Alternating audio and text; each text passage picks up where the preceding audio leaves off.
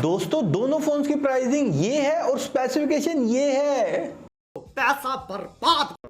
दोस्तों Vivo T4 Lite 5G smartphone को हम कंपेयर करेंगे Oppo K13X 5G स्मार्टफोन के साथ में। और सबसे पहले हम बात करेंगे दोनों स्मार्टफोन्स की डिस्प्ले की। तो भाई Vivo फोन के अंदर हमें 6.74 इंचेस की HD plus IPS LCD display दी गई है जो कि 90 हर्ट्ज के रिफ्रेश रेट को सपोर्ट करती है। वहीं दूसरी तरफ Oppo के अंदर हमें 6.67 इंचेस की HD plus IPS LCD display दी गई है जो कि 120 हर्ट्ज के रिफ्रेश रेट को सपोर्ट करती है। यानी कि दोस्तों डिस्प्ले तो भाई कंटेंट वॉचिंग के हिसाब से दोनों स्मार्टफोन्स की बिल्कुल ही बेकार वाली है सच में, क्योंकि दोनों फोन्स के अंदर हमें सिर्फ HD प्लस डिस्प्ले मिल रही है भाई। तो बिल्कुल एवरेज कंटेंट वॉचिंग आप कर पाएंगे, ध्यान रखिएगा दोस्तों। तो देखिए दोस्तों वीडियो के लास्ट में मैंने आपको बढ़िया फोन रिकमेंड करा, तो आप लास्ट तक भाई जरूर रुके रहना। और यहाँ पर अगर मैं बात करूं IP रेटिंग की, तो Vivo फोन IP64 रेटिंग के साथ में आता है, वहीं दूसरी तरफ Oppo फोन IP65 रेटिंग के साथ में आता है। और अब बारी आती है दोस्तों ऑपरेटिंग सिस्टम की, तो दोनों phones out of the box Android 15 के साथ में आते हैं, जहां पर Vivo का फोन फन टच 15 पर बेस्ड है, वहीं दूसरी तरफ Oppo का फोन ColorOS 15 पर बेस्ड है। तो देखिए दोस्तों ओवरऑल तो भाई ऑपरेटिंग सिस्टम और UI के मामले में तो भाई दोनों स्मार्टफोन यार बड़ी हैं, लेकिन जो दोनों फोन्स की UI है ना उसमें आपको अननेसेसरी एड्स वगैरह तो भाई जरूर से देखने को मिलेंगे, तो ध्यान रखिएगा। और अगर मैं बात करूं चिपसेट की, तो दोनों फोन्स के अंदर हमें Dimensity 6300 चिपसेट दिया गया जो कि 6 नैनोमीटर टेक्नोलॉजी पर बेस्ड है। दोस्तों प्राइस पॉइंट के अकॉर्डिंग ये जो चिपसेट है ना भाई एकदम एवरेज वाला है, डे टू डे परफॉर्मेंस और गेमिंग दोनों ही मामलों में प्रोसेसर एकदम एवरेज है। और ध्यान देने वाली बात यह भी है दोस्तों कि दोनों फोन्स के अंदर हमें सिर्फ HD प्लस डिस्प्ले मिल रही है, तो गेमिंग के अकॉर्डिंग भी ये फोन बिल्कुल बेकार वाले ही है, ध्यान रखना। और दोस्तों एंट्रीटू स्कोर यहाँ पर दोनों फोन्स का आता है 4,20,000 के करीब, जो कि एवरेज स्कोर है। और देखिए दोस्तों इस प्राइस पॉइंट के जितने भी बढ़िया फोन्स है ना मैंने उन सभी को टैग कर दिया, व्यू प्रोडक्ट्स के थ्रू जाकर आप उन्हें डायरेक्टली परचेज कर सकते हैं। और अब बारी आती है भाई बैक कैमरा सेटअप की, तो दोनों फोन्स के बैक में ड्यूल कैमरा का सेटअप दिया गया है और इनका कैमरा सेटअप बिल्कुल सेम है, यानी कि जो मेन कैमरा है 50 मेगापिक्सल का, डेप्थ कैमरा है 2 मेगापिक्सल का।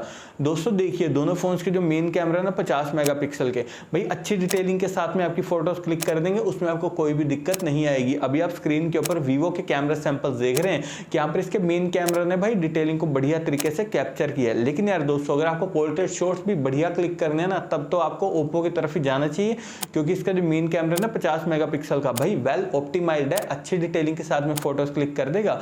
लेकिन एक बात बता दूं दोस्तों आपको, इस प्राइस पॉइंट के अकॉर्डिंग हमें और भी बढ़िया कैमरा सेटअप मिल सकता है, वीडियो के लास्ट में मैंने आपको बताया है वो फोन भी।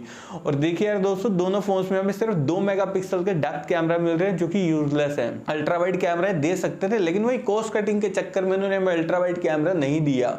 और अगर मैं बात करूं मैक्सिमम वीडियो रिकॉर्डिंग की, तो दोनों फोन्स के बैक कैमरा से आप सिर्फ 1080 पिक्सल तक ही वीडियो रिकॉर्डिंग कर सकते हैं।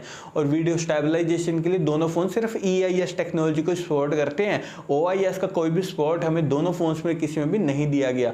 और फ्रंट कैमरा की अगर मैं बात करूं तो Vivo फोन के फ्रंट में हमें सिर्फ 5 मेगापिक्सल का सेल्फी कैमरा दिया गया है। क्या ही जरूरत थी ने 5 मेगापिक्सल का कैमरा भी देने की, इससे बढ़िया तो ना ही देते, तब ये फोन ज्यादा बिक जाएगा। ये हाल है Vivo वालों के।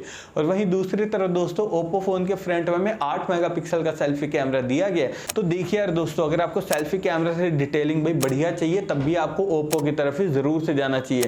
और मैक्सिमम वीडियो रिकॉर्डिंग अब दोनों फोन्स के फ्रंट कैमरा से भी 1080 पिक्सल तक ही कर सकते हैं। और बैटरी डिपार्टमेंट की अगर हम बात करूं तो दोनों फोन्स यहाँ पर 6000 mAh की भाई बड़ी बैटरी के साथ में आते हैं, क्योंकि बाकी सामान एवरेज दे दिया तभी तो उन्होंने बैटरी इतनी बड़ी दे दी, वरना इन्होंने बैटरी भी कहीं 5000 से कम की देनी थी। ये हाल है इनके। और अगर मैं बात करूं फास्ट चार्जिंग की, तो दोस्तों Vivo के साथ में तो भूल जाओ, क्योंकि Vivo फोन सिर्फ 15 वोल्ट की चार्जिंग को सपोर्ट करता है। 2025 में भी सिर्फ 15 वोल्ट चार्जिंग सपोर्ट दे रहे हैं बंदे। कॉस्ट कटिंग की भी हद होती है, Vivo कह रहे हम उस हद से भी आगे हैं। और वहीं दूसरी तरफ Oppo फोन जो है भाई 45 वोल्ट की फास्ट चार्जिंग को सपोर्ट करता है। और नेटवर्क कनेक्टिविटी के लिए दोनों फोन ट्रूली 5G कनेक्टिविटी के साथ में आते हैं। 3.5 mm जैक हमें दोनों फोन्स के अंदर दिए गए हैं, लेकिन दोनों फोन सिर्फ सिंगल स्पीकर के साथ में आते हैं। और सिक्योरिटी के लिए हमें दोनों फोन्स के अंदर side mounted fingerprint sensor plus face unlock देखने को मिल जाता है। और अब लास्ट में हम बात करते हैं प्राइसिंग की, तो देखिए दोस्तों Vivo फोन के 6+128GB वेरिएंट की प्राइसिंग है 11,000 रुपए। वहीं दूसरी तरफ Oppo फोन के 6+128GB वेरिएंट की प्राइसिंग है 13,000 रुपए। और अगर मैं यहाँ पर अपना पॉइंट ऑफ व्यू दोनों स्मार्टफोन की, तो दोस्तों दोनों फोन महा बेकार है, गलती से भी बाय मत करना भाई। बल्कि इनकी जगह पर ना भाई आप Vivo T4X को ले लेना भाई, 13-14 हज़ार में फोन एकदम टॉप की डील है। और अगर आपको Oppo का फोन लेना तब आप Oppo K13 5G को ले लेना।